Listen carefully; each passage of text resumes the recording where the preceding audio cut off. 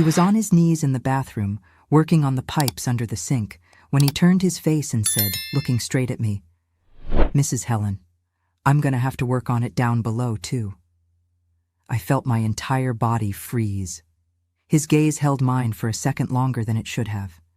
And in that instant, I swear, I understood two things at the same time. The first, he was talking about the plumbing. The second, he knew exactly what those words had done to me.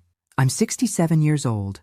I've been married for 42 years, and it had been so long since anyone looked at me that way that I thought I'd forgotten what it felt like. My name is Helen. I lived in a quiet apartment in Riverside, Jacksonville, with a husband who only touched me when he thought it was time. No kiss, no eye contact, no fire, and I thought I'd accepted that. That it was just how things were after 60, that mature women don't feel these things anymore. But when that young man stood up, wiped his hands on the rag hanging from his belt, and smiled sideways, I realized something terrifying. I still had a body. I was still a woman. And someone had just noticed. I was a hospital switchboard operator my entire life. I spent 38 years sitting in a worn leather chair, answering calls from desperate people, transferring calls, taking messages from doctors, hearing cries over the phone at 3 a.m. I was invisible. Nobody saw me. They only heard my voice. And when I got home, the invisibility continued. My husband, Robert, was a manager at a construction supply company. Serious man, firm voice, opinion about everything. He'd always been like that, controlling, methodical, cold. When we got married, I thought that was strength. I thought it was security. But over time, I realized it wasn't strength. It was indifference. He didn't look at me. He saw me as part of the house, like the refrigerator, like the couch. I was there, but I didn't matter. Sometimes he touched me, but it was in the most technical way possible, like someone fulfilling an obligation, like someone signing a paper. No lingering kiss, no looking into my eyes, no asking if I was feeling anything. I'd turn to the side, look at the bedroom wall and think, this is it. This is how it's going to be until the end. And the worst part? I started to believe the problem was me. My body had changed. My skin wasn't firm anymore. My hair was gray. My waist had disappeared. I'd look in the mirror and think, who would want this? Who would feel desire for a 67-year-old woman? I was certain that no one would ever look at me that way again. That way a man looks at a woman. That way, that makes your body wake up. Until that day. The shower in the guest bathroom had started dripping. Robert complained twice, said I should have taken better care of it, that it was wasting water. He didn't fix it. He never fixed anything. He just complained. So I called a technician that my neighbor had recommended. A young guy, she said. Did good work. Charged fair prices. He arrived on Tuesday morning. Knocked on the door at 9:30. I opened it and came face to face with a man in his early 30s. Baseball cap turned backward, tight black t-shirt, tool backpack on his shoulders.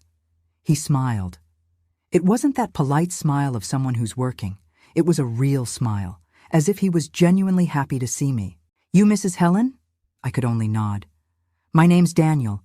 I'm here to check out the shower. He came in, and from the first second, I felt something strange in the air. It wasn't just his presence. It was the way he looked at me, as if I existed, as if he really saw me. I showed him the bathroom. He went in, opened his backpack, took out his tools. He knelt on the cold floor, looking at the pipes, testing the pressure. I stood in the doorway, not knowing what to do with my hands. You live alone? He asked, without taking his eyes off the valve. No, my husband works all day. He looked at me over his shoulder, and in that look, there was something. I can't explain it, but it was as if he'd understood everything, as if he'd seen my entire life in that one sentence. He went back to working on the pipes. I stayed there, watching.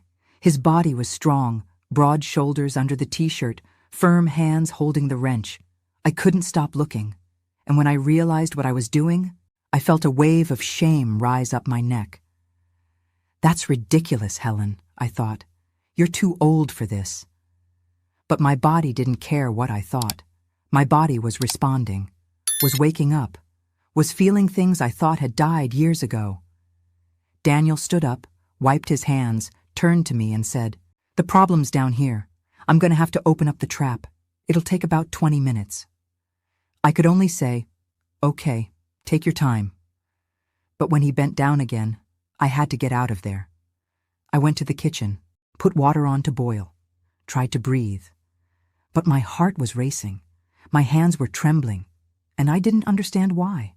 Because I was married, because I was 67 years old, because that young man could be my son, because none of it made sense. But it did, and that's what scared me. For the first time in decades, I had felt desire, real desire, that old, deep, dangerous desire. That desire you feel when you're young and think the whole world fits inside a kiss. I thought I'd never feel that again. And suddenly, there it was, alive, pulsing, real. And I didn't know what to do with it. Daniel came out of the bathroom 20 minutes later, putting his tools back in the backpack. I was in the kitchen, pretending to rearrange the cabinet, but really just trying to look busy. He appeared in the doorway, wiping his hands on an old rag. "All done, Mrs. Helen. Working perfectly now." I forced a smile. "How much do I owe you?" He gave me a fair price. I got the money from my purse, handed it to him. Our fingers touched for a second, and I swear, I felt a shock. It wasn't my imagination. It was real, electric, impossible to ignore. He noticed. I saw it in his eyes. He noticed and didn't look away. "Thank you," I said, too quickly, almost choking on the words. "You're welcome." He put the money in his pocket, but didn't leave. He just stood there looking at me, as if thinking about saying something. Then he smiled sideways and said slowly, "If you need anything else, anything at all, you can call me." And he left. I closed the door, leaned against it, took a deep breath, and thought, it's over, done. He won't come back. But the next day, he came back. I was watering the plants on the balcony when I heard the doorbell ring. I opened the door and almost dropped the watering can. It was Daniel, baseball cap, gray t-shirt, the same backpack on his shoulders. He smiled, but this time the smile was different, more confident, more intentional. "Hi, Mrs. Helen." I was speechless. Sorry to just show up like this, but I forgot a tool here yesterday, a socket wrench. I only realized it this morning. I blinked, trying to process. "Oh, of course. Come in." He came in, walked past me again, and this time I caught his scent. Smell of soap, of clean clothes, of man. A smell I hadn't experienced in so long it almost hurt. Daniel went straight to the bathroom. I stayed in the living room, arms crossed, trying to understand what was happening. He came back a few minutes later with the wrench in his hand. Found it. But he didn't leave. He just stood there in the middle of the living room, looking at me. And then he said something that changed everything. "Mrs. Helen, can I ask you something?" My heart raced. "Sure." He took a step forward, not too close, but close enough for me to feel his presence. "Why were you so nervous yesterday?" I froze. I wasn't nervous. He tilted his head as if he didn't believe me. "You were," I noticed.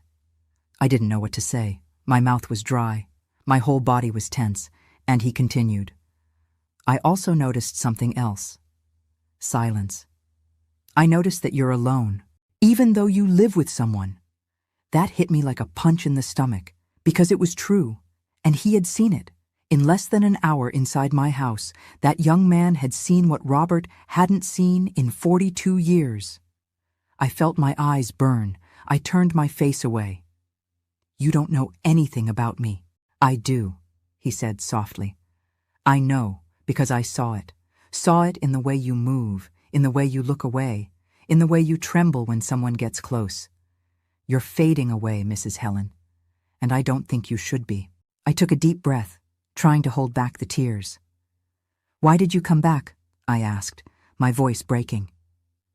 He was quiet for a second. Then he said, "Because yesterday, when I was leaving, your husband came home." My blood froze. "What?" He pulled up in his car, stopped right in front of the building.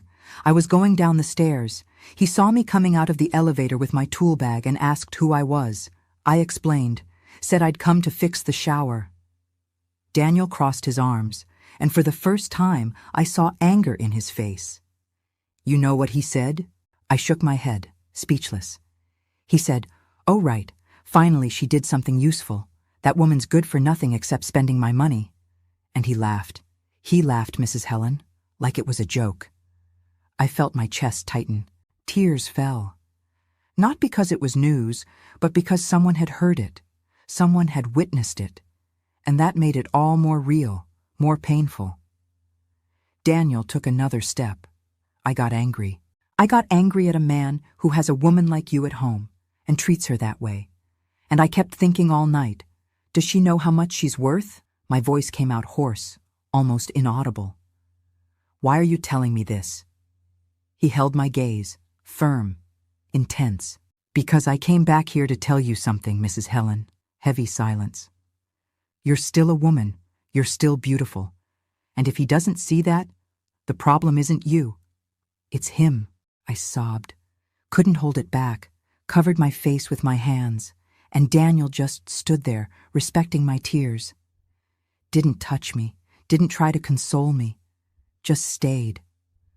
When I calmed down, I wiped my face with the back of my hand and looked at him. "You shouldn't have come back." He smiled, sad, sincere. "I know, but I came back anyway." And he left. But this time, I knew it wasn't the end, because something had started, and I couldn't pretend I didn't feel it anymore. I spent the rest of that entire day in a trance, sitting on the couch, staring at the wall, seeing nothing. My body trembling inside, my heart beating in an off rhythm, my mind spinning, spinning, spinning around those words. "You're still a woman. You're still beautiful." Nobody had said that to me in so long that I'd forgotten what it was like to hear it, what it was like to believe it, what it was like to feel that someone really saw me. Robert got home at 7 at night, as usual. Came in without greeting me, tossed his briefcase on the couch, went straight to the bathroom, came back, sat in the armchair, turned on the television, didn't even look at me. I stayed there, on the other side of the living room, watching him, trying to understand how I'd spent 42 years next to a man who never, never had looked at me the way Daniel looked at me in less than 2 days. Robert was handsome when I married him, serious but handsome, and I thought that was enough. I thought a man who worked, who paid the bills, who didn't drink, who didn't disappear from home, was everything a woman needed. I didn't know there was something else. I didn't know that desire existed, that fire existed, that this crazy thing of feeling your whole body wake up just because someone looked at you in a different way existed. I didn't know. And now that I knew, I couldn't unsee it. That night, Robert approached me. Robert. He did that sometimes, without warning, without romance. He'd just decide it was time and come. He touched my shoulder while I was in the kitchen putting away the dishes. "Let's go to the bedroom." It wasn't an invitation. It was an order. I put down the dish towel, turned off the light, and followed him. As always, like I'd done for decades, without questioning, without complaining, without feeling anything except obligation. I lay on the bed. He came on top of me. No kiss, no looking into my eyes, no asking if I wanted to, no asking if I was feeling anything. He just did it. Mechanical, quick, empty. And for the first time in my life, I felt disgusted, not with him, with myself. Because while he moved, I closed my eyes and thought of Daniel.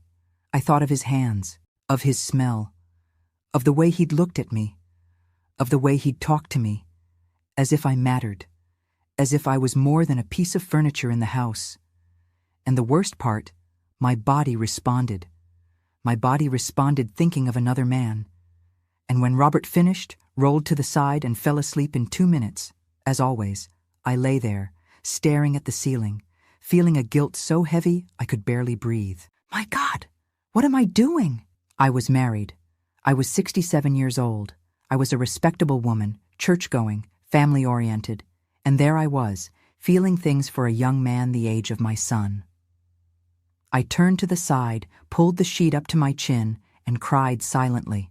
Cried from shame, cried from guilt, cried from anger. Anger at Robert, who never really touched me. Anger at myself for having accepted this for so long. And anger at the universe for putting Daniel in front of me now, when it was too late. But deep down, way deep down, I knew it wasn't just guilt. It was something else too.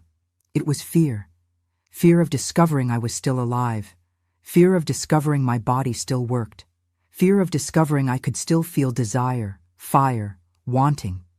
And that maybe, just maybe, there was still time. And that fear was more terrifying than anything. Because if I was still alive, what was I doing there? Lying next to a man who treated me like an object? Pretending everything was okay? Pretending I didn't deserve anything more? The next morning, Robert left early. I stayed alone. Sat on the balcony with a cup of coffee, looking at the empty street. And that's when my phone vibrated. It was a message from an unknown number. My heart raced before I even opened it. I knew who it was. I opened it. Good morning, Mrs. Helen. Sorry to text you. I got your number from the paper stuck on the fridge yesterday. I know I shouldn't have, but I needed to know, are you okay? I read it. Read it again. Read it a third time. My hands were shaking. I shouldn't respond. I knew that. But my fingers were already typing. I'm okay. 3 dots appeared on the screen. He was typing. Can I ask you something else? I took a deep breath. Go ahead. The 3 dots blinked longer this time, as if he was choosing his words carefully. Then the message came. Did you think about me last night? I dropped the phone. It fell onto my lap.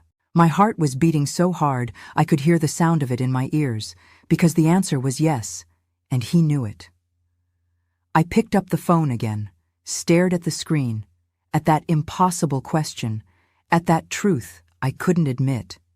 But my hands, my treacherous hands, typed on their own, yes, and I hit send before I could regret it. His response came in seconds. I thought about you too.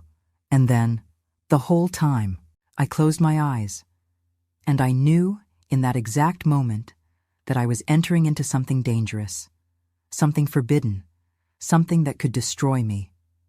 But for the first time in 42 years, I felt alive. I spent the next 3 days exchanging messages with Daniel. Short messages, simple ones, nothing too much. But each one of them lit me up inside in a way I didn't know still existed. Good morning, Mrs. Helen. Did you have breakfast yet? How was your day? It's raining there? We're getting a storm here. Simple things, everyday things, but written by someone who actually wanted to know, someone who saw me, someone who asked because they cared. Robert hadn't asked these things in years. Robert didn't ask anything, and I realized, with a tightness in my chest, that I was starting to wait for Daniel's messages more than I waited for my own husband to come home. On Thursday, he sent, Mrs. Helen, can I ask you something? I was in the kitchen, peeling potatoes for lunch. I stopped everything, dried my hands on my apron, opened the message with my heart racing. Sure. I want to see you again. My stomach turned. I stared at those words on the screen, reading them, rereading them, trying to decide if this was real or if I was losing my mind. Daniel, you know I'm married. I know, but that doesn't change what I feel when I think about you. My breath failed. What do you feel? 3 dots. He was typing, deleted it, typed again, deleted it, and finally sent, that I want to be near you. That's all. Just near. I closed my eyes, leaned both hands on the sink, took 3 deep breaths, and then, before reason could stop me, I typed, Robert's traveling tomorrow. He'll be gone until Sunday. I hit send and waited. The response came fast. Can I come over? I should have said no. I should have blocked the number. I should have deleted everything and pretended this had never happened. But I didn't do any of that. I typed, yes. Robert left Friday morning at 6:30. Small suitcase, suit on a hanger, briefcase under his arm. Business meeting in Orlando. Coming back Sunday night. He didn't even say goodbye, just said, have my lunch ready for Sunday, and left. I stood there in the hallway, listening to the sound of the door closing. The silence that came after was so heavy it almost suffocated me. For a second, I thought about calling Daniel, saying I'd changed my mind, that it was crazy, that I couldn't do this. But then my phone vibrated. Can I come now? My heart raced. Yes. He arrived half an hour later. I'd changed clothes 3 times, fixed my hair, put cream on my hands, sprayed perfume on my neck, and hated myself for each one of those things. You're getting dressed up for him like you're a teenager, I thought, looking in the mirror. You should be ashamed. But when the doorbell rang, all the shame disappeared. I opened the door, and there he was, Daniel, in jean shorts, white t-shirt, cap in his hand, hair slightly messy, eyes fixed on me, and that smile that melted everything. Hi, he said softly. Hi. We stood there, one looking at the other, for too long, until he asked, can I come in? I stepped to the side. He came in, and this time, I knew exactly what I was doing. Daniel didn't go to the bathroom, didn't grab any tools, didn't pretend he was there for work. He went straight to the living room, sat on the couch, looked at me, waiting. I stood there, arms crossed, trying to look controlled, but my whole body was trembling. You want some coffee? I asked, because I didn't know what else to say. He shook his head. No, I just want to talk to you. I sat on the other end of the couch, far away, safe. But he didn't seem to mind. Mrs. Helen? Helen, I corrected suddenly. Just Helen. He smiled. Helen, I need to tell you something. My stomach tightened. Go ahead. He took a deep breath, gathered his courage, and said, since I left here on Tuesday, I haven't been able to stop thinking about you. My heart beat harder. Daniel, let me finish. He leaned forward, elbows on his knees, hands clasped together. I know it's wrong. I know you're married. I know I shouldn't be here. But I couldn't stay away. Because every time I close my eyes, I see you. I see the way you look at the floor when you're nervous. I see the way you wring your hands. I see the sadness in your eyes. And I want to take it away. The tears came without asking permission. You can't take it away, I said, my voice breaking. Nobody can. I can try. He moved closer. Slowly, respectfully, but determined.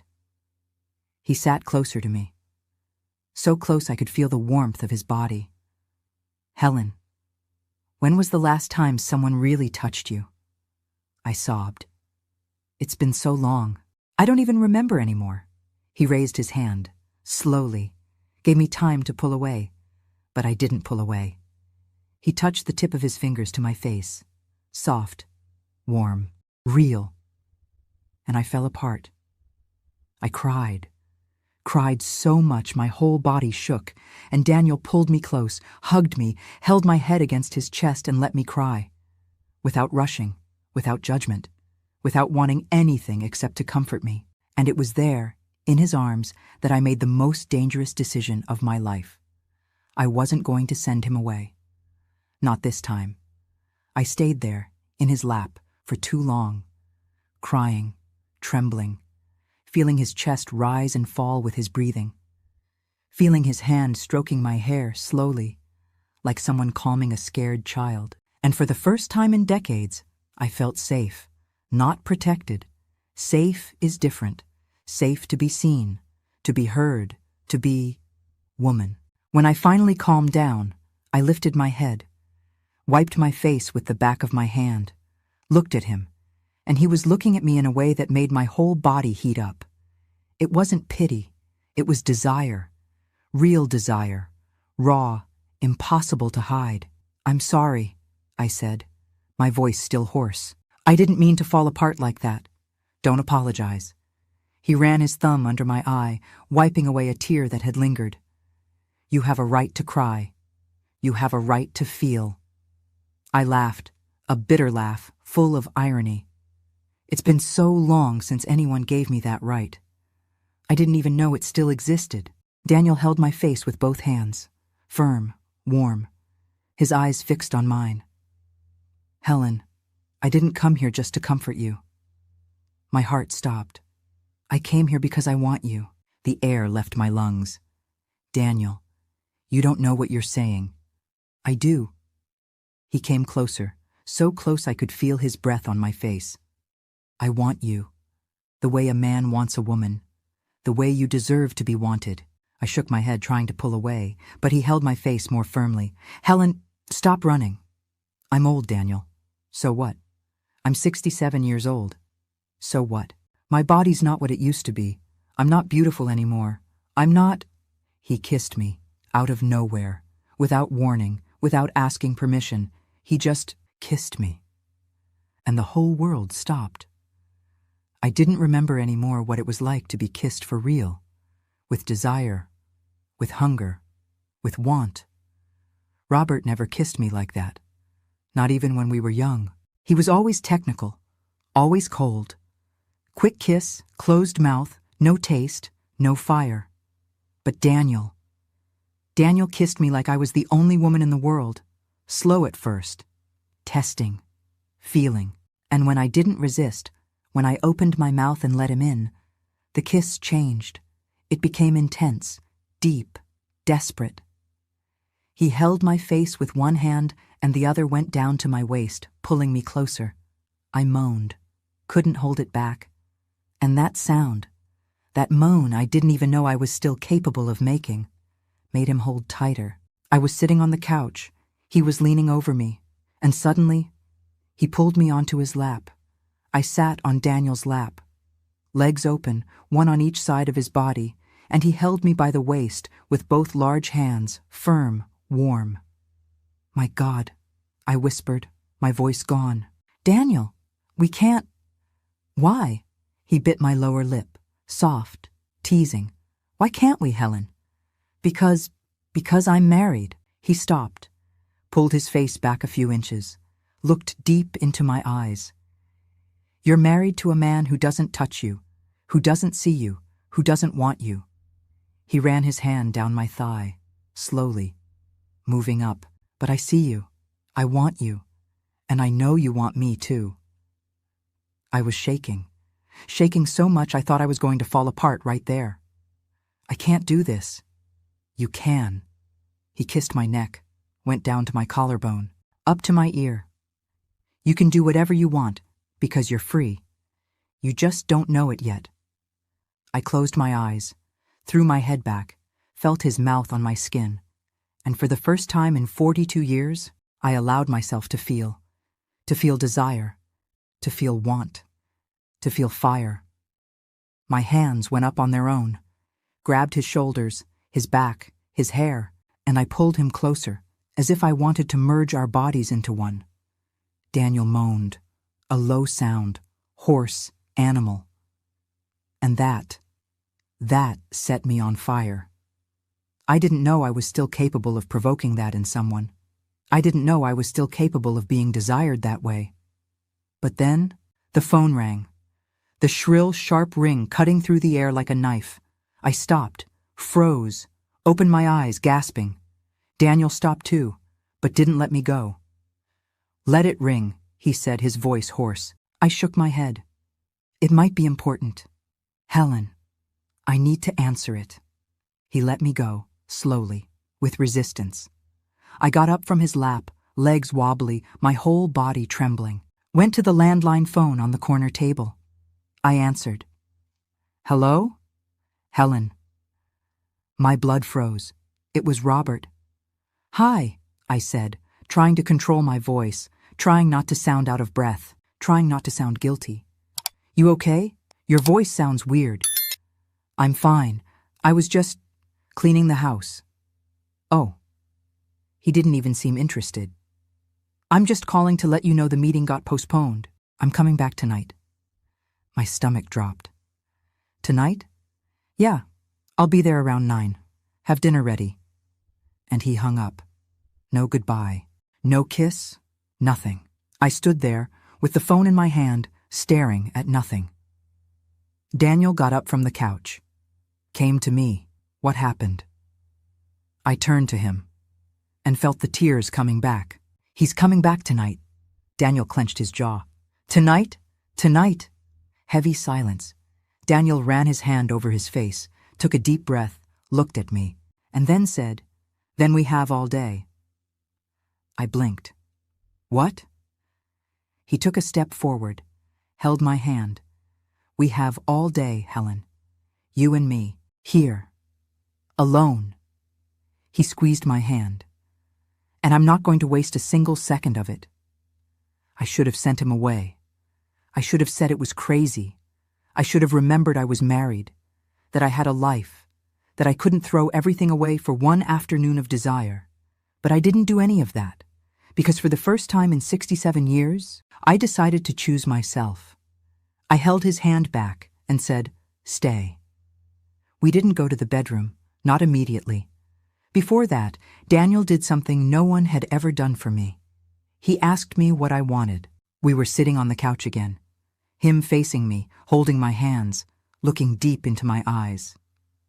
"Helen, before anything else, I need to know, what do you want?" I was speechless. I don't know." "Yes, you do." He caressed my hand with his thumb. "You're just afraid to say it." I took a deep breath, gathered my courage, and finally admitted, "I want to feel alive again." He smiled, a slow smile, warm, dangerous. "Then I'm going to make you feel alive." And that's exactly what he did. Daniel didn't rush. He didn't throw me on the bed, didn't rip off my clothes, didn't do anything desperate. He went slow, intentional, attentive. He kissed me again, but this time it was different. It was slower, deeper, as if he wanted to memorize the taste of me. He took off my blouse, button by button, looking into my eyes the whole time, asking permission with each movement. And when I was there, in my bra, vulnerable, exposed, he didn't look away. He looked at me as if I were the most beautiful thing he'd ever seen. "You're perfect," he said. And I believed him. For the first time in my life, I believed him.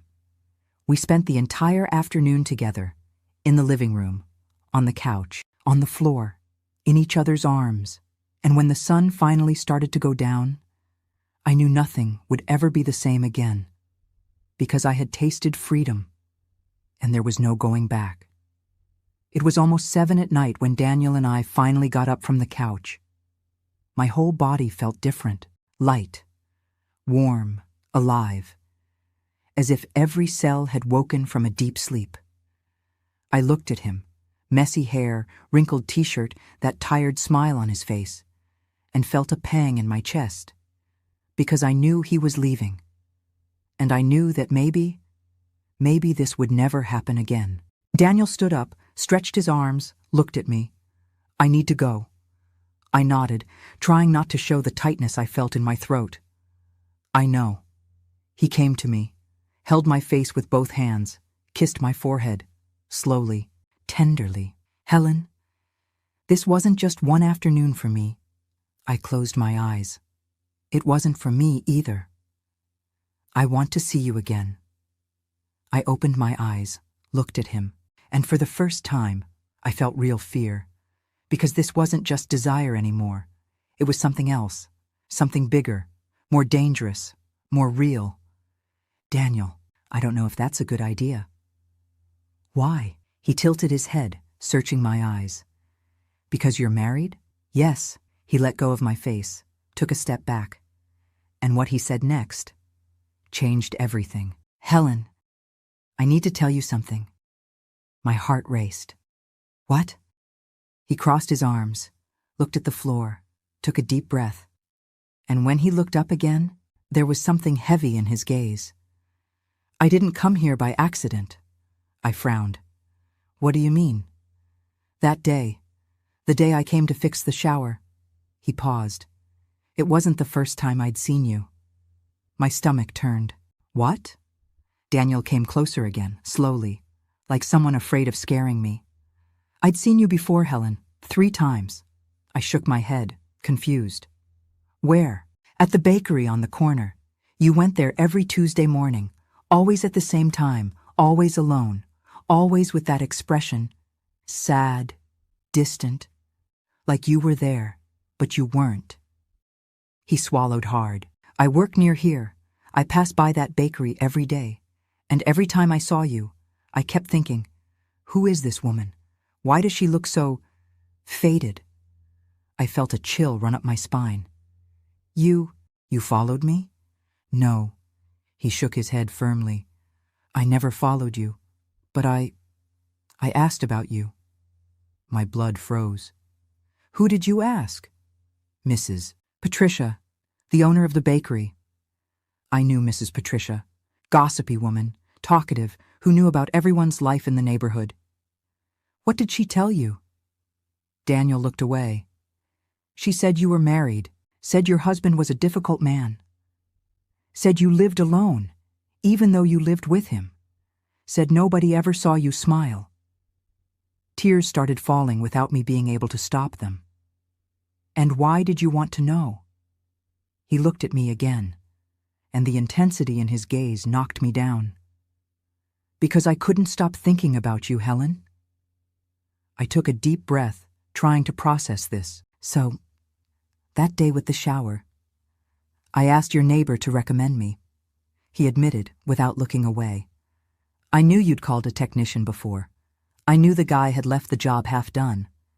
And I offered to finish it, for free. My world spun. You set this up? I created an opportunity. He took a step forward. Because I needed to meet you, needed to know if what I felt when I saw you at the bakery was real. I put my hand to my mouth, shocked, confused, torn between anger and something I couldn't name. Daniel, this is wrong, he completed. I know it seems crazy. I know it seems like an obsession. But Helen, I swear to you. He knelt in front of me, held my hands. I swear that when I came in here that day and saw you up close and heard your voice and felt your presence, I knew what? My voice came out shaky, that I wasn't going to be able to stay away from you. Heavy silence. I looked at him, at that man kneeling in front of me, that man who had given me the most intense afternoon of my life, that man who had made me feel alive again, and I didn't know if I should feel angry or grateful. You should have told me this before. I know. He squeezed my hands, but I was afraid you'd send me away, afraid you'd think I was crazy, afraid of losing the chance to really meet you. I pulled one of my hands away from his, brought it to my forehead, took a deep breath. Daniel, I don't know what to do with this. Don't do anything. He stood up, held my face again. Just don't hate me, please. I looked into his eyes and saw truth, saw fear, saw regret, but I also saw love, real love, and that scared me more than anything. I need you to leave, I said, my voice failing. He nodded, slowly, heavily. Okay. He grabbed his backpack, went to the door, turned to me one last time. Helen, I don't regret it. Nothing. And if you want to see me again, I'll be waiting. And he left. The door closed, and I collapsed on the floor. I cried like I hadn't cried in years. Sitting there in the middle of the living room, hugging my own knees, rocking back and forth. Because everything had changed. Daniel wasn't just a young man who had appeared in my life by accident. He had chosen me. He had seen me, had looked for me, had created a way to enter my life. And now I didn't know what was real anymore. Did he really want me? Or was I just a project? A sad woman he wanted to save? Was this love? Or was it pity? I didn't know, and that destroyed me. At 9 at night, Robert arrived, came through the door, dropped his suitcase on the floor, took off his jacket, hung it on the rack. "Where's dinner?" I got up from the kitchen chair. I'd washed my face 3 times, fixed my hair, put on different clothes. But inside, I was shattered. "It's ready. I'll heat it up." I put his plate on the table. He sat down, ate, without looking at me, without asking how I was, without noticing that something huge had changed. I sat on the other side of the table, looking at him, and it was in that moment that I realized Robert was never going to see me, because he never had seen me, not at the beginning, not in the middle, not now. I was invisible to him, and I always had been, but to Daniel, I wasn't. To Daniel, I was a woman. I was desire. I was important. And for the first time, I understood the difference. That night, lying next to Robert, who was sleeping heavily, snoring loudly, I grabbed my phone, opened the messages, and typed, "Daniel, I don't hate you." I waited. 3 minutes later, the response came. "Are you okay?" "No." "What can I do?" I took a deep breath, and before I could regret it, I typed, "I want to see you again." The response came instantly. "When?" And I realized I had just crossed a line with no going back, because this wasn't just one afternoon anymore. It wasn't just desire anymore. It was a choice, and I was choosing him. Even knowing it could destroy me, even knowing it could end me, I was choosing to feel. I was choosing to live. I was choosing to be free. For the first time in 67 years, the following days were torture.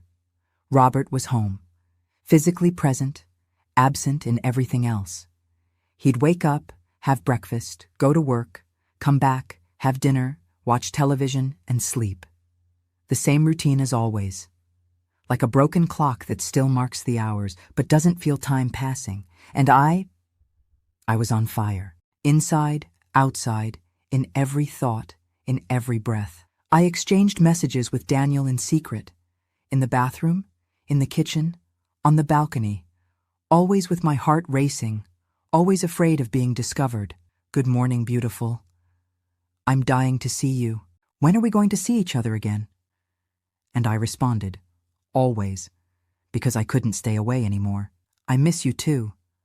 I don't know when. He won't leave the house. But I want to see you. I need to see you." And it was true. I needed to. As if he were air. As if I'd spent my whole life holding my breath. And now, finally, I could breathe deeply. But the guilt was eating me alive. Every time Robert touched me, that mechanical touch, empty, obligatory, I closed my eyes and saw Daniel. And I hated myself for it. Hated myself for cheating. Hated myself for feeling. Hated myself for not hating myself enough. Until one Thursday afternoon, everything changed. Robert came home early. 3 in the afternoon. I was in the kitchen, looking at my phone, smiling at a message from Daniel, when I heard the key turning in the lock. My heart stopped. I locked the phone screen, threw it in my apron pocket, took a deep breath. Robert came in, and for the first time in years, he really looked at me. "You're different," he said. I froze. "What do you mean?" He frowned, looked me up and down, like someone analyzing, like someone suspicious. "I don't know. You're more put together. Are you wearing perfume?" I ran my hand through my hair, nervous. "I always wear perfume. Not like this." He took a step forward. "And you look different in the face, too. You seem younger." My stomach turned. "Robert, What are you talking about? He didn't answer, just stood there, looking at me, and for the first time in 42 years, I felt afraid of him. Not physical fear, fear of being discovered, fear that he knew. Did you meet someone? He asked suddenly. My blood froze. What? You heard me. Robert, for God's sake, what kind of question is that? He crossed his arms. It's because you're different, Helen, and I'm not an idiot. I forced a laugh. Fake, shrill. You're going crazy. I didn't meet anyone. I barely leave the house. He looked at me for a few more seconds, heavy, silent. And then he uncrossed his arms and went to the bedroom. I stood there, in the middle of the kitchen, with wobbly legs and my heart racing. He knew. Or at least, he suspected. And if he found out? That night, I didn't sleep. I lay next to him, staring at the ceiling, listening to the heavy snoring, feeling the weight of guilt suffocating me. And it was there, at 3 a.m, that I made a decision. I needed to end things with Daniel, because this was going to end badly, because I was going to be discovered, because I couldn't live like this, divided, lying, hiding. So the next morning, as soon as Robert left for work, I sent Daniel a message. You need to come here now. He responded in seconds. I'm on my way. Daniel arrived 20 minutes later. He came through the door and came straight to me, with that smile that melted everything. But this time, I didn't smile back. What happened? He asked, noticing my expression. I took a deep breath, gathered my courage, and said, We need to stop this. His smile disappeared. What? This, Daniel. You and me, we need to stop. He shook his head, confused. Helen, what are you talking about? Robert's suspicious. He noticed I'm different. He asked me if I met someone. Daniel took a step forward. And you denied it? Of course I denied it. Then what's the problem? The problem is that he knows, Daniel. My voice came out louder than I wanted. He may not be sure yet, but he knows. And if he finds out, if he really finds out, what's he going to do? Daniel crossed his arms. Hit you, curse you, humiliate you.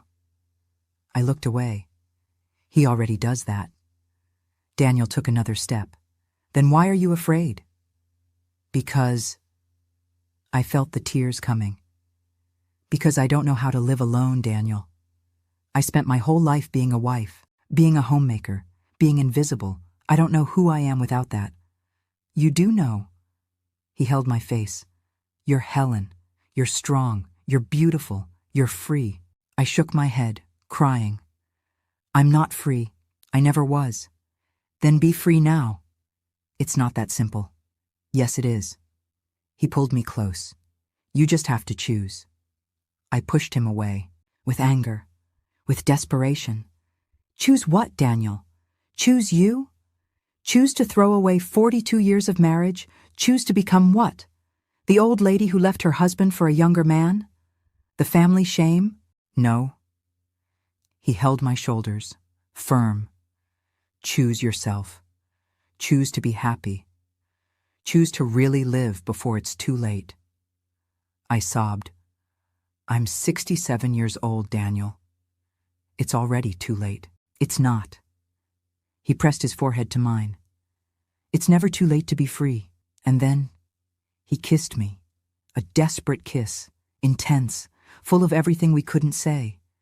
And I kissed him back. Because no matter how much I tried to deny it, no matter how much I tried to resist, I wanted him. I wanted him more than anything. We went to the bedroom. For the first time, to my bedroom. To the bed I'd shared with Robert for over 4 decades. And it was there, in that bed, in that space that had always been his, that I finally freed myself. Daniel touched me the way I'd never been touched. Carefully, with desire, with attention. He kissed every part of me, slowly, like someone discovering a hidden treasure.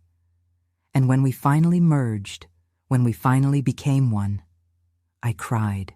I cried with relief. I cried with guilt. I cried with freedom, because for the first time in 67 years, I was making love, real love, not obligation, not duty, not routine.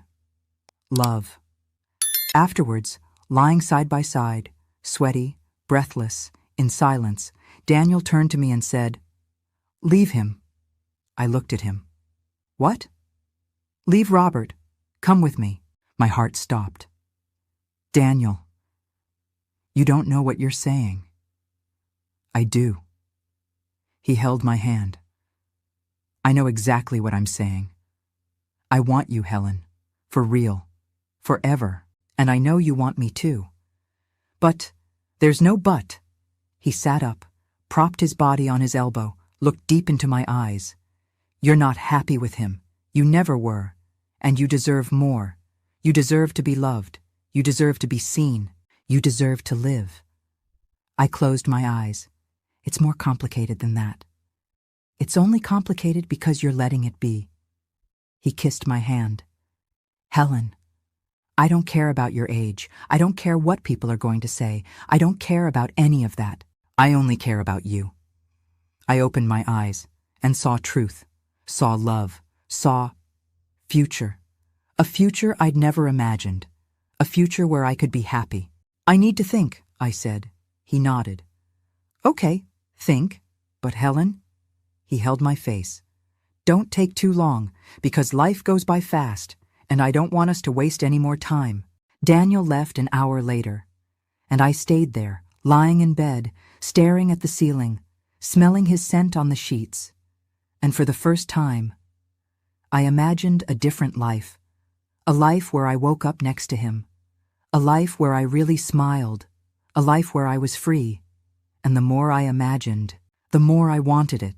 I spent the next 3 days in a trance. Robert was home, talking, complaining, giving orders. But I didn't hear anything anymore. It was like he was on the other side of thick glass.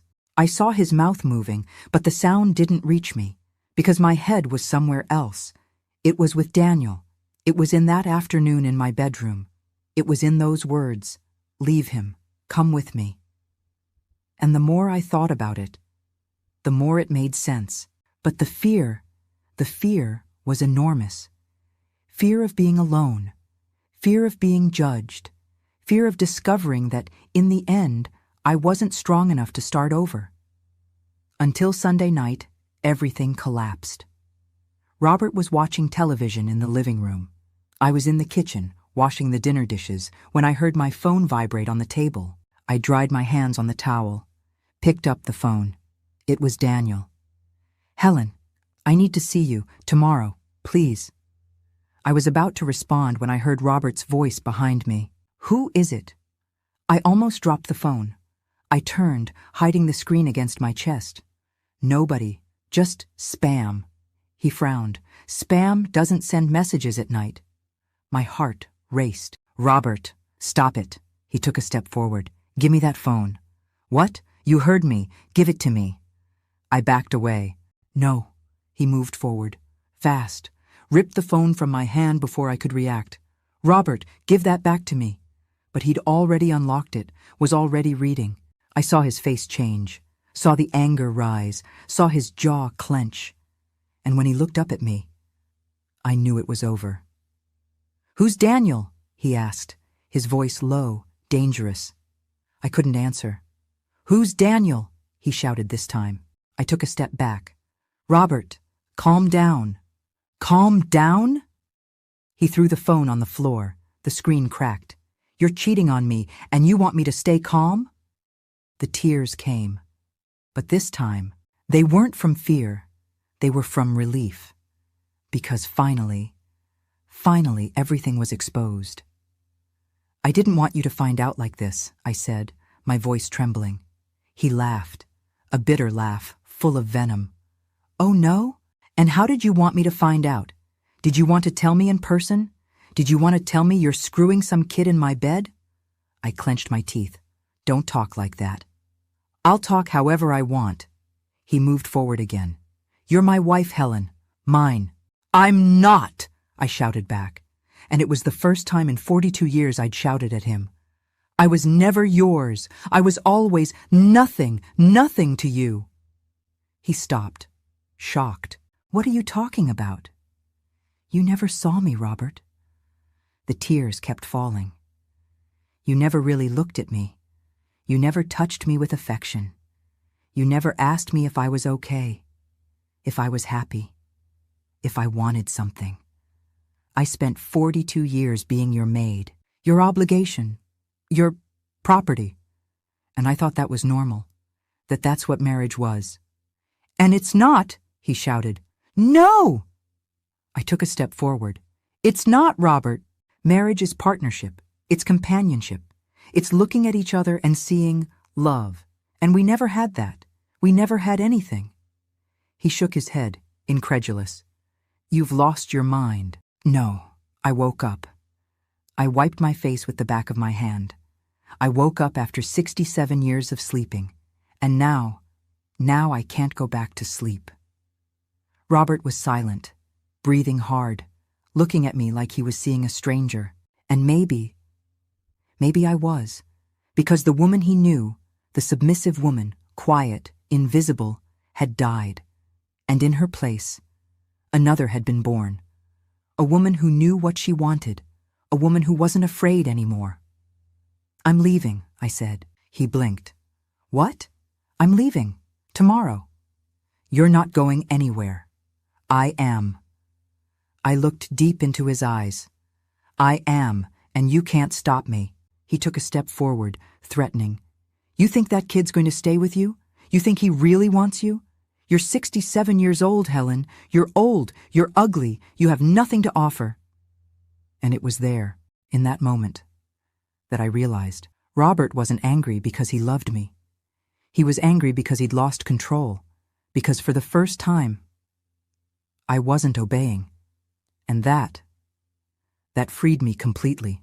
I smiled, a sad smile, but real. You're wrong, Robert. I have everything to offer. I have love, I have life, I have fire, and I have freedom. And I went upstairs to the bedroom. That night, I packed a suitcase. I took my clothes, my documents, my few savings hidden in a cookie tin at the back of the closet. Robert stayed in the living room, didn't come upstairs, didn't try to stop me. And when I finished, when I closed the suitcase and looked around that bedroom where I'd spent 42 years of my life, I didn't feel sadness. I felt peace. The next morning, at 6 a.m., I came downstairs with my suitcase. Robert was sitting in the armchair. He hadn't slept. He was wearing the same clothes from the night before. Red eyes, tired face. He looked at me. You're really going? It wasn't a question. It was a statement. I am. He lowered his head. I never imagined you were capable of this. I stopped at the door, turned to him one last time. Neither did I. And I left. Daniel was waiting for me on the corner. He'd sent me a message earlier saying he'd be there, that no matter what time, that he'd come get me. And there he was, leaning against the car, arms crossed, looking at me with that smile that had changed my life. When he saw me, he came running, grabbed my suitcase, threw it in the trunk, held my face with both hands. You came, I smiled. For the first time in days, I really smiled. I came. He kissed me, right there in the middle of the street, in front of whoever wanted to see, and I didn't care, because for the first time, I wasn't ashamed to be happy anymore. We went to his apartment, small, simple, nothing compared to the house I'd left behind, but it was his, it was ours, and it was free. Daniel put my suitcase on the floor, turned to me. Are you sure about this? I looked around, looked at him, and felt something I hadn't felt in decades. Hope. I'm sure. He smiled, and pulled me into a hug. And there, in his arms, I finally understood. Freedom wasn't about age. It wasn't about time. It wasn't about what people were going to say. Freedom was about choice. And I had chosen. I had chosen to live. I had chosen to feel. I had chosen myself. And for the first time in 67 years, I was at peace. In the following days, reality hit. Robert called several times, left messages, some angry, others almost crying. "Come home, Helen. We can talk. I'll change, I promise." But I didn't go back, because I knew he wasn't going to change, because I knew those words were just fear of being alone, not love. It was never love. My children, yes, I had 2 children I barely saw, called too. Shocked, furious, embarrassed. "Mom, what did you do? How could you do this to Dad? You're with a guy your son's age. How embarrassing." And it hurt. Of course it hurt, but not enough to make me go back, because for the first time, I was putting myself first, and if they didn't understand, that was their problem, not mine. Daniel held me through all of it. He hugged me when I cried. He made me laugh when I thought I'd lost everything. He reminded me every day that I'd made the right choice, and little by little, I started to believe it, started to live, for real. For the first time, 2 weeks after I left Robert, Daniel took me to the beach. Not a crowded beach, a small one, quiet, almost deserted. Just us, the sand, and the sound of the waves. We walked hand in hand along the water's edge. The sun was setting, painting the sky orange and pink, and I felt like I was in a dream. "You know what I love about you?" Daniel said, stopping and turning to me. I looked at him. "What?" "That you're brave." He held both my hands. "You're the bravest woman I've ever met." I laughed, a nervous laugh. "I'm not brave. I'm terrified." "Being brave doesn't mean you're not afraid." He pulled me closer. "It means you do it anyway." He kissed me, right there, with the waves washing over our feet, with the wind messing up our hair. And I felt complete. But that night, when we got back to the apartment, something changed. We were on the couch eating takeout Chinese food when Daniel suddenly got serious. "Helen, I need to ask you something." My heart skipped. "What?" He put down his food, turned to face me completely. "Do you regret it?" I frowned. "Regret what?" "Leaving him, choosing me, all of this." He looked into my eyes. "Do you regret it?" I put my food down too, held his face with both hands. "Daniel, I regret a lot of things in my life. I regret wasting 42 years with a man who never saw me. I regret accepting crumbs when I deserved a feast. I regret staying silent for so long." I felt tears coming. "But choosing you? Choosing myself? That's the one thing I'll never regret." He closed his eyes. A tear rolled down his face. "I was so afraid you'd leave." "I'm not going anywhere." He opened his eyes, and what I saw there made my heart stop. It was love. Pure love. Real. Deep. "Helen, I love you." I felt my breath catch. Nobody had said that to me, and I couldn't even remember. "Daniel, I know it's fast. I know we've only known each other a few weeks. But I don't care." He held my hands tighter. "I love you. Everything about you. Your strength, your vulnerability, your courage, your fear. Everything." The tears fell without permission. "I love you too," I whispered. And when I said it, I knew it was true. I loved him. Not just because he'd saved me, not just because he'd made me feel alive, but because he saw me, really saw me. And that changed everything. That night, we made love differently. It wasn't desperate like before. It wasn't urgent. It was slow, tender, deep. Daniel took his time, kissed every inch of my skin, whispered things in my ear that made me cry. "You're beautiful. You're mine. I'm never letting you go." And I believed every word, because for the first time in my life, I felt worthy of being loved. The next morning I woke up before him. I lay there watching him sleep. His peaceful face, his messy hair, his chest rising and falling, and I thought, This is real. This is my life now. No more Robert, no more invisibility, no more accepting less than I deserved. Just this man, this love, this freedom. I got up carefully, not wanting to wake him, went to the kitchen, made coffee, and that's when I felt it. A wave of nausea that hit me out of nowhere. I grabbed the counter, breathed deeply, waited for it to pass. It did, eventually. But then I realized this wasn't the first time. I'd been feeling nauseous for the past few mornings, and tired, so tired. And my breasts, they were sore. And my period, my heart stopped. When was my last period? I tried to remember, tried to count back, but I couldn't, because it had been a while, a long while. No, I whispered to myself, that's impossible. I was 67 years old. I was way past menopause. I couldn't be. But what if I was? The thought terrified me, and excited me, and terrified me again. Daniel came into the kitchen a few minutes later, rubbing his eyes. Good morning, beautiful. I turned to him, forcing a smile. Good morning. He came over, kissed my forehead, poured himself coffee. You okay? You look pale. I'm fine. Just didn't sleep well. He looked at me for a second, concerned, but didn't push. Okay, but if you need anything, tell me. I nodded. But inside, I was screaming, because I couldn't tell him. Not yet. Not until I knew for sure. That afternoon, when Daniel went to work, I went to the drugstore, bought 3 pregnancy tests. The pharmacist looked at me strangely.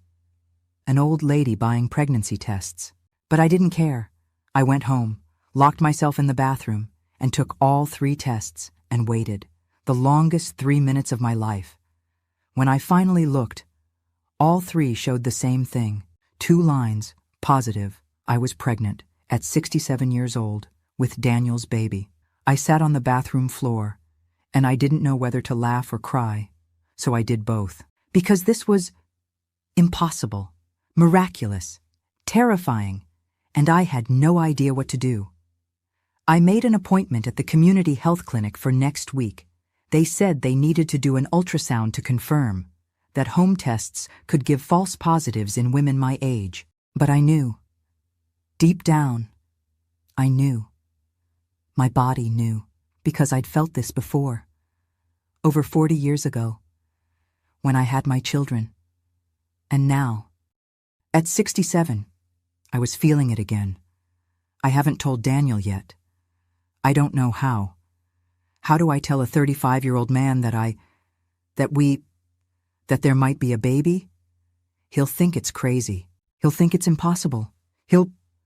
I don't know what he'll do. And that's what terrifies me. Sometimes I put my hand on my belly. There's nothing to feel yet. But I put it there anyway. And I think, is this real? Is my body still capable of this? Is this a miracle or a curse? Because having a child at 67 is insane. People are going to talk. They're going to judge. They're going to say I'm crazy, that I'm too old, that I won't make it, that I'll die before seeing this child grow up.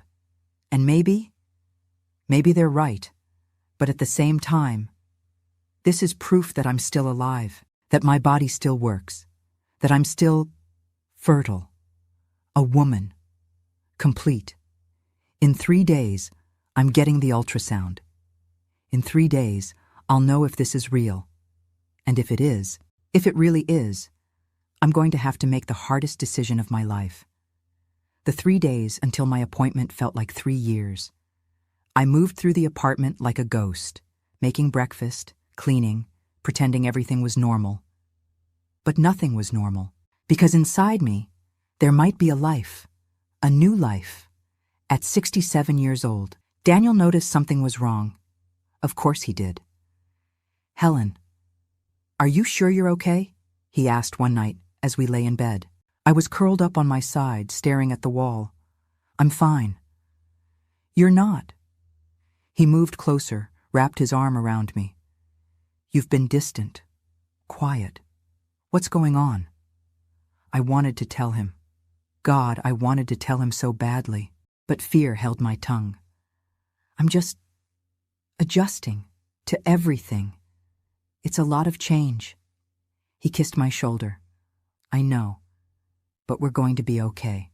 I promise. I closed my eyes and prayed he was right. The day of the appointment came. I told Daniel I was going to the clinic for a routine checkup. Old lady stuff, nothing important. He offered to come with me. No, I said too quickly. It's boring. Just blood work and things like that. I'll be fine. He looked at me for a long moment, like he knew I was hiding something. But he didn't push. Okay, call me if you need me. I nodded and left.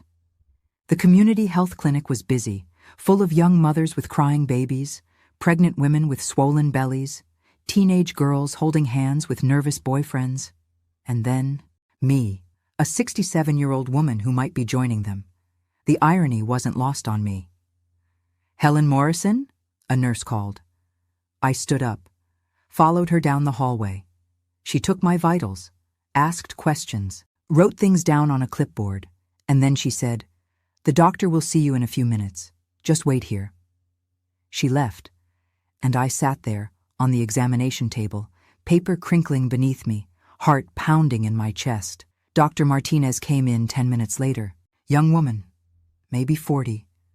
Kind eyes, professional smile. "Mrs. Morrison, I understand you're here because you think you might be pregnant?" I nodded. She looked at my chart. Her eyebrows went up. "You're 67? "Yes." She set down the chart, sat on her stool, rolled closer to me. "Mrs. Morrison, I'm not going to lie to you. Pregnancy at your age is extremely rare, almost unheard of, but—" She paused. "Not impossible. There have been documented cases." My hands trembled in my lap. The home tests were positive. "Home tests can be unreliable in women your age, but we'll do an ultrasound today. That will tell us definitively." She stood up. "Let's get you ready." I lay on the table, my shirt pulled up, cold gel on my belly. Dr. Martinez moved the ultrasound wand across my skin. I watched the screen, black and white static, shapes I couldn't understand. She was quiet, concentrating. And then she stopped. "There," she said softly, pointing to a tiny flutter on the screen. "That's a heartbeat." The world stopped spinning. "What?" "You're pregnant, Mrs. Morrison. About 8 weeks, I'd say." I couldn't breathe, couldn't think, couldn't process what she'd just said. That's impossible. It's highly unusual, but it's happening." She turned to look at me. "I need to be honest with you. A pregnancy at your age is extremely high risk, for you and for the baby. We're talking about possible complications like preeclampsia, gestational diabetes, premature birth, and—" "I know the risks," I interrupted. She nodded. "I'm going to refer you to a high-risk OB. You'll need constant monitoring. And ultimately—" She paused. "The choice of whether to continue this pregnancy is yours. But you need to think very carefully about what this means." I looked back at the screen, at that tiny flutter, that impossible heartbeat, and felt tears streaming down my face. I left the clinic in a daze, walked to my car, sat behind the wheel, stared at nothing. I was pregnant, really pregnant, with Daniel's baby, at 67 years old. It was the most terrifying thing I'd ever faced, and also the most miraculous. I drove around for 2 hours, just driving, no destination, trying to think, trying to decide. What was I going to do? Keep it? At 67? With all the risks? Or not? Both options felt impossible. Both options felt like they would destroy me. When I finally got home, Daniel was there, sitting on the couch, looking worried. "Helen, thank God. Where were you? You've been gone for hours. I tried calling." "I turned my phone off," I said quietly. He stood up, came to me. "What happened? What did the doctor say?" I looked at him, at this man who loved me. This man who'd given me a second chance at life. This man who deserved to know the truth. Daniel. Sit down. His face went pale. You're scaring me.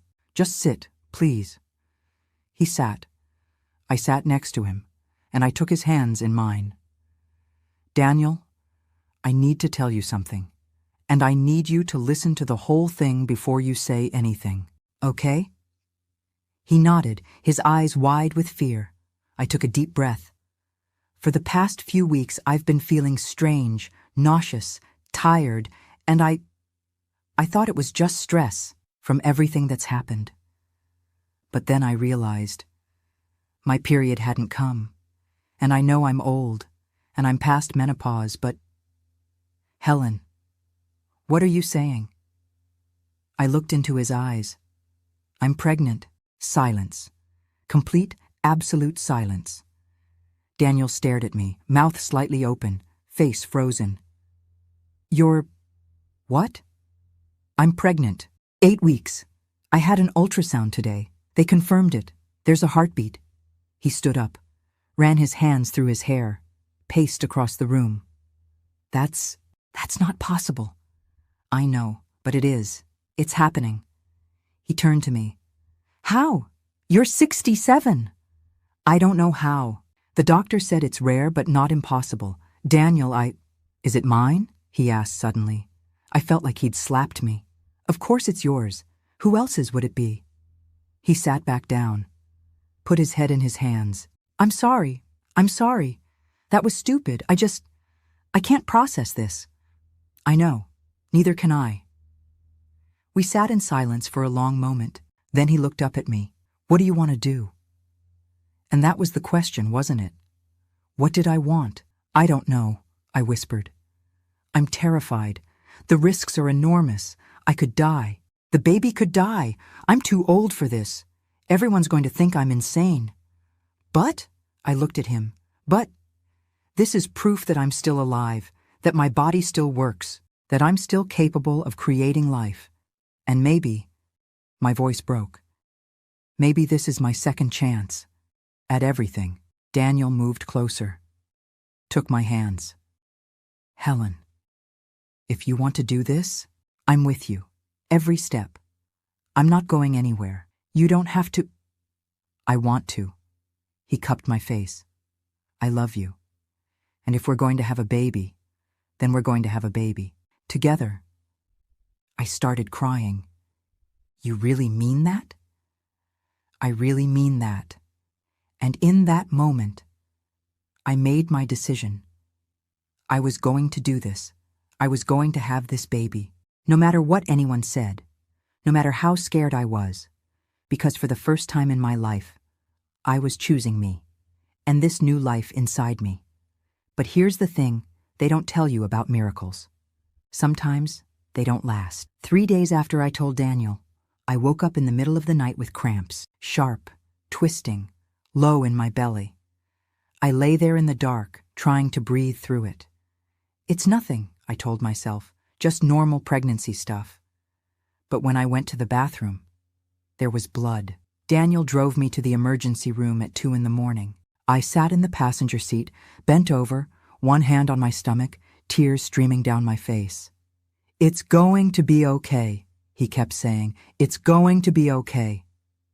But we both knew he was lying. The ER doctor did another ultrasound. She moved the wand across my belly, her face carefully neutral, and then she turned off the screen. I'm so sorry, Mrs. Morrison. There's no heartbeat. The world ended. Right there, in that sterile room with its fluorescent lights and antiseptic smell. My baby was gone. My miracle was over. They called it a miscarriage, said it was common in women my age, said my body just couldn't sustain a pregnancy, said it wasn't my fault. But it felt like my fault.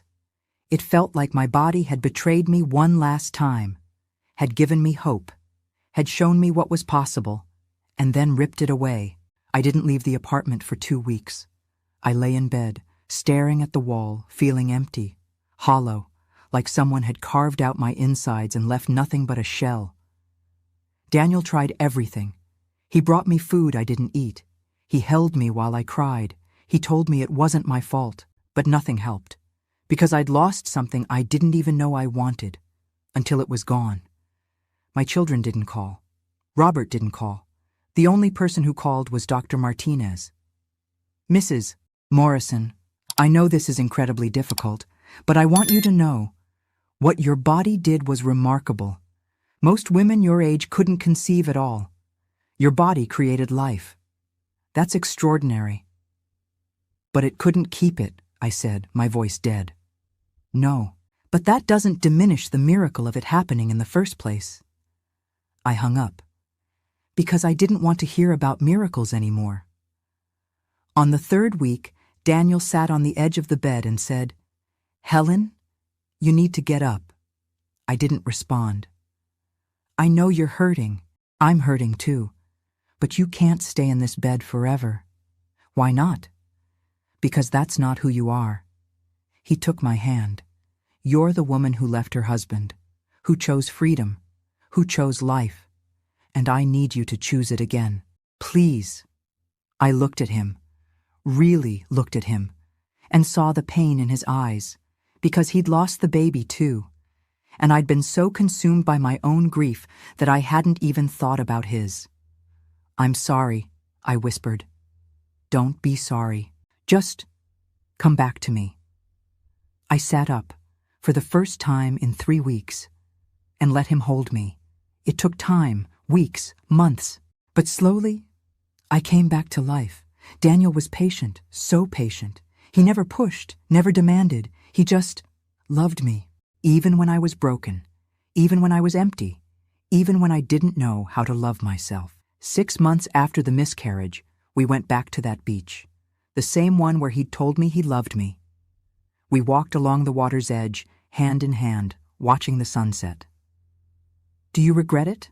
I asked suddenly. He looked at me. "Regret what?" "All of this. Me, the chaos, the loss." He stopped walking, turned to face me. "Helen, you gave me something nobody else ever has." "What?" "A reason to believe in real love." He held both my hands. "Before you, I thought love was just chemistry, attraction, something that fades. But you showed me it's more than that. It's choice. It's commitment. It's showing up even when it's hard." I felt tears coming. Even after everything? Especially after everything. He kissed me, and I finally believed him. Today, I'm 68 years old. I live in a small apartment with a man who loves me. I don't talk to my children. Maybe someday. Maybe not. Robert signed the divorce papers 6 months ago. I got my half of everything. It wasn't much, but it was enough. I think about the baby sometimes, the one that almost was, the miracle that slipped through my fingers, and it still hurts. But I've learned something. Life doesn't always give you what you want, but sometimes it gives you what you need. I needed to know I was still alive. I needed to know my body still worked. I needed to know I was capable of more than I thought. And for 8 weeks, I had that. But here's the twist. Last week, I went back to Dr. Martinez because the nausea came back, and the fatigue, and the tenderness, and I thought, no, it can't be. Not again. But Dr.